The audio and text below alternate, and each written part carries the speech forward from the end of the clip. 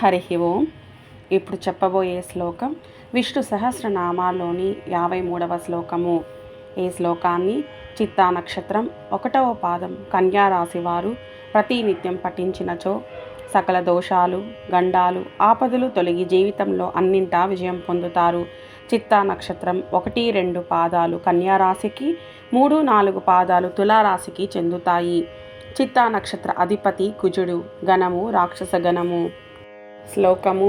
ఉత్తరో గోపతిర్గోప్తా జ్ఞానగమ్య పురాతనః శరీరభూత భృద్భోక్తా కపీంద్రో భూరి దక్షిణః. ఉత్తరో గోపతిర్గోప్తా జ్ఞానగమ్య పురాతనః శరీరభూత భృద్భోక్తా కపీంద్రో భూరి దక్షిణః.